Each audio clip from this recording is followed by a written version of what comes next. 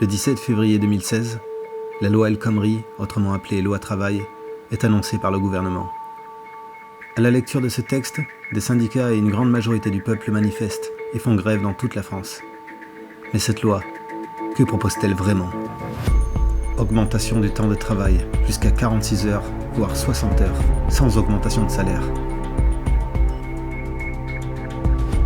Par simple accord, on peut passer de 10 heures à 12 heures de travail maximum par jour.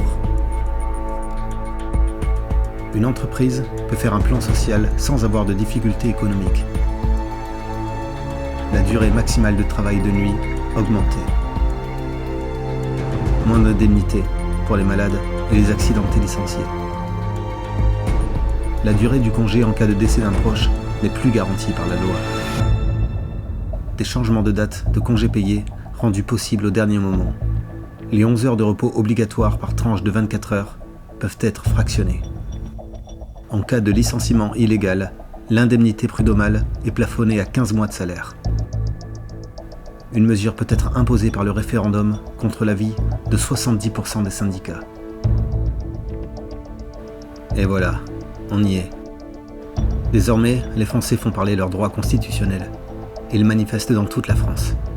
Manuel Valls choisit alors de passer la loi en force, avec l'article 49.3, malgré l'opposition et l'écrasante majorité des citoyens qui la refusent.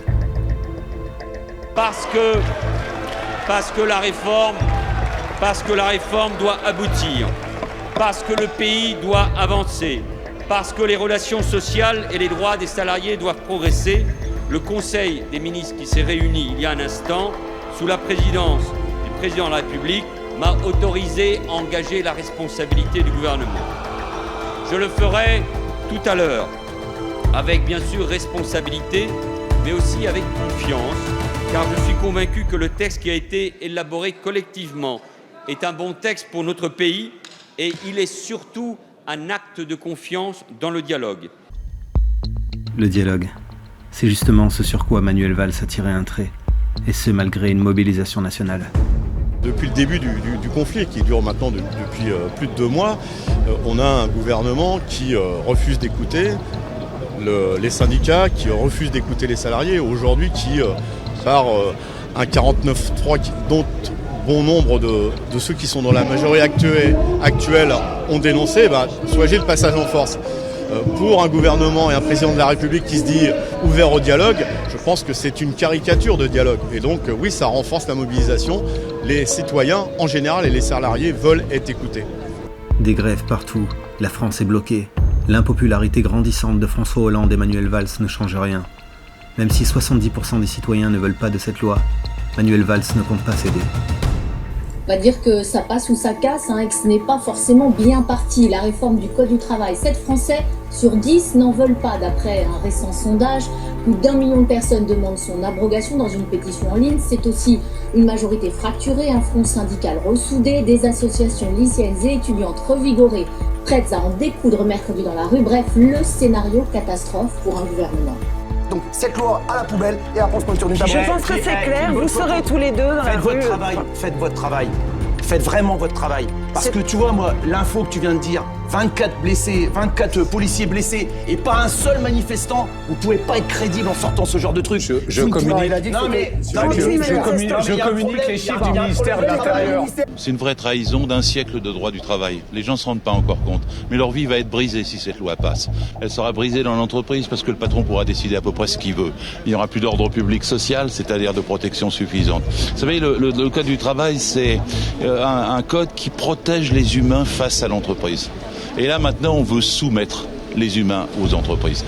Personne n'est pour la loi El Khomri, faut-il rappeler la pétition de plus d'1 million d'internautes, les manifestations qui durent maintenant depuis plus de 2 mois et demi, les grèves, maintenant on a 10% des stations essence de ce pays dans lequel il n'y a plus d'essence. Le Premier ministre l'a dit, il a martelé depuis des jours, il n'y aura pas de retrait de cet avant-projet de loi.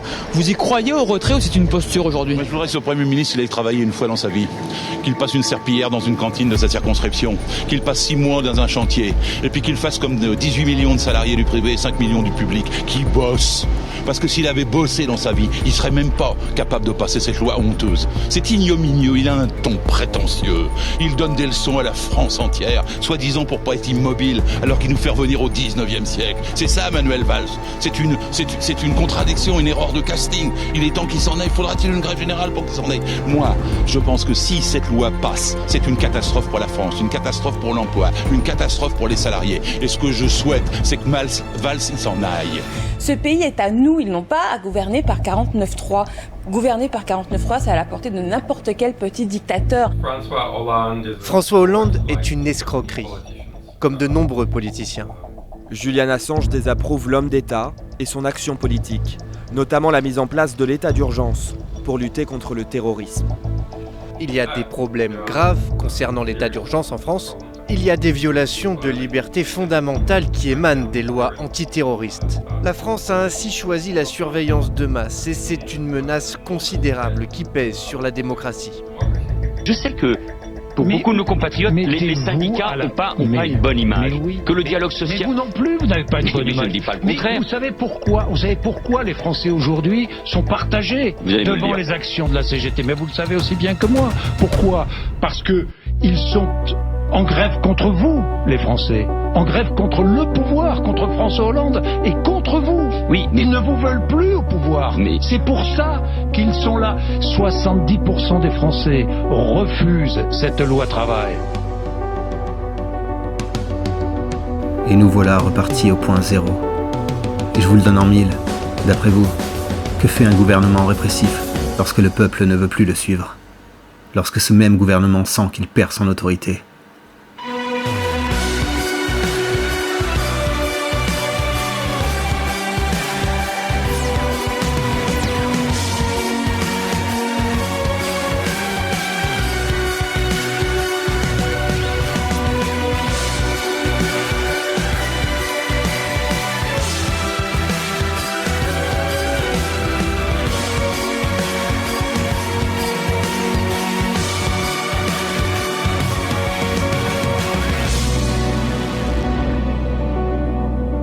Un président qui d'abord respecte les Français, qui les considère.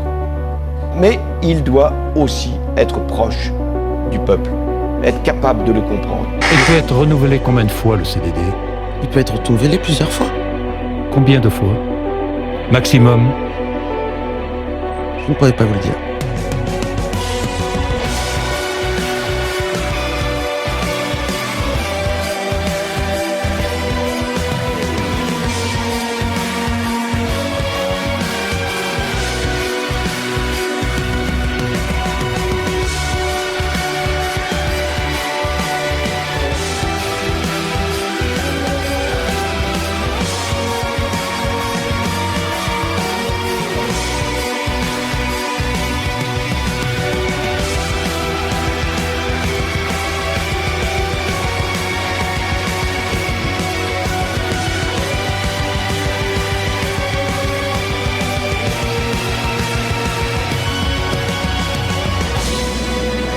Le 49.3 est une brutalité, le 49.3 est un déni de démocratie.